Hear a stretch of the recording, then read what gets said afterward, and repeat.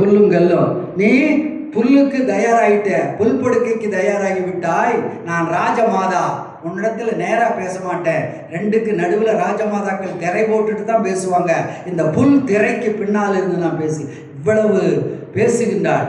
பேசிவிட்டு சொன்னான், நீ என்ன பெரிய வீரன் என்று நினைத்து கொண்டிருக்கிறாயா?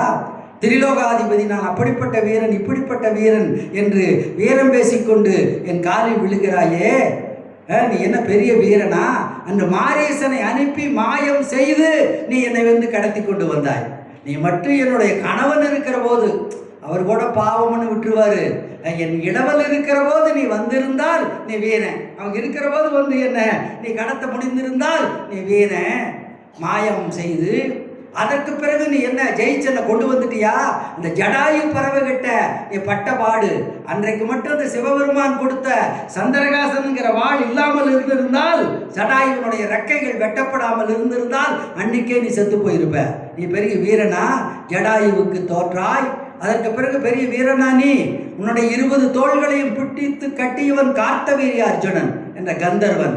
அந்த கார்த்தவீரியார்ஜுனனுடைய 1000 தோள்களை வெட்டி கொன்றவர் ரேணுகா தேவிக்கும் ஜமதக்கினி முனிவருக்கும் மகனாக பிறந்த அந்த பரசுராமன். 1000 தோள்களை படைத்த கார்த்தவீரியார்ஜுனனை வெட்டி கொன்றார். அன்றைக்கே பார்த்தோம் ரேணுகா தேவி என்னுடைய அந்த சிறப்பை. எனவே அப்படிப்பட்ட இந்த நீ வீரனாக இருந்தால் அவங்ககிட்டையெல்லாம் நீ தோற்று எவ்வளவு மானங்கெட்டவனாக நீ இன்னும் உயிர் வாழ்ந்து கொண்டிருக்கிறாய். நீ சீதை சொல்ல சொல்ல தான் தோற்றதையும் அவமானப்பட்டதையும் சொல்ல சொல்ல கோபம் வந்துச்சு.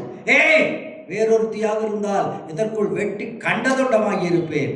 ஆனால் கத்தி ஓங்கிட்டு கழுத்து பக்கம் வந்துட்டு சொல்றான், உன்னை வெட்டணும்னு துடிக்கிற நீ பேசுறதுக்கு. ஆனால் நீ இறந்தால் அதற்கு பிறகு என்னால் உன்னை பிரிந்து உயிரோடு இருக்க முடியாதுங்கிறதுனால விடுறேன். அதுக்காக விட்டுட்டானா. 2 மாதம் உனக்கு தவணை தருகிறேன்.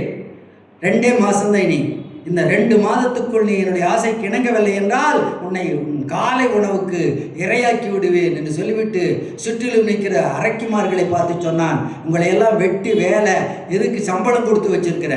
இத்தனை பேர் சேர்ந்து இவளுக்கு புத்திமதி சொல்லி என்னை இணங்க வைக்க முடியாதா? நான் அடுத்த முறை வருகிற போது இவள் இணங்காவிட்டால் உங்களைன்னா உடனே ஒரு ராட்சசி நினைச்சாலாம், ஓஹோ வெள்ளடா நம்மளை கல்யாணம் பண்ணிக்கு வரோன்னு. உங்களையும் வெட்டி தின்னு போடுவேன் என்று விரட்டி விட்டு போனான்.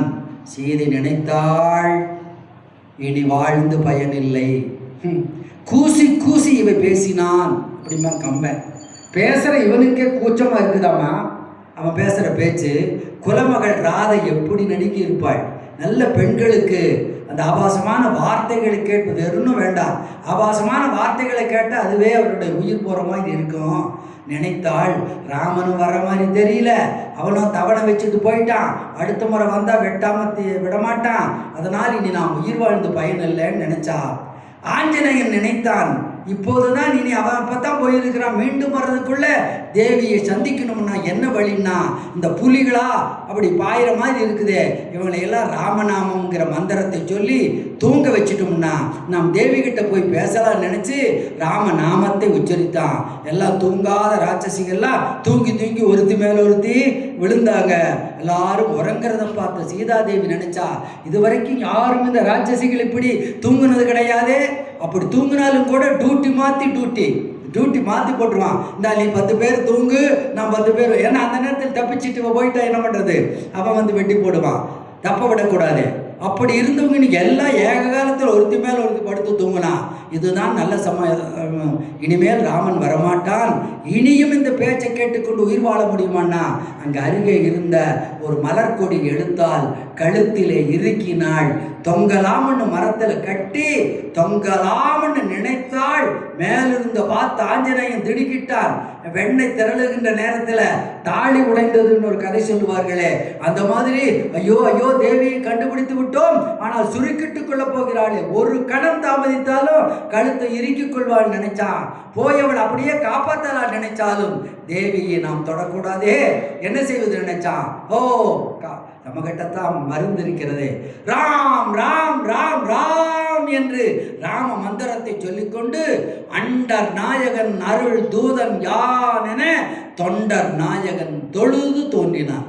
அண்டர் நாயகன் ராமன் தேவர்களுக்கெல்லாம் தலைவனான ராமனுடைய தொண்டர்களுக்கெல்லாம் நான் தலைவனாக இருக்கின்றேன். தொண்டர் நாயகன் தொழுது ராம் ராம் ராம் என்று ராமந்திரத்தை சொன்னான்.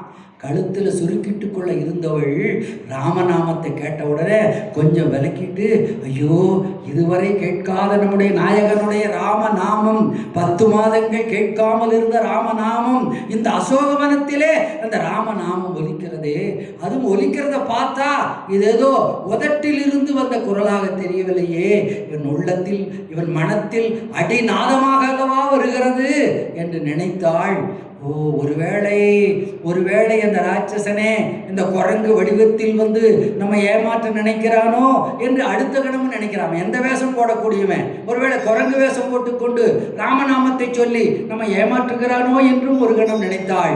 அடுத்த முகத்தை பார்த்து சொன்னான், நின்றவன் நிருத நல்லன், ஐம்பொறிகளையும் வென்றவன். முகத்தை பார்த்தாலே தெரிகிறது இவன் பொறிகளை வென்றவன் என்று.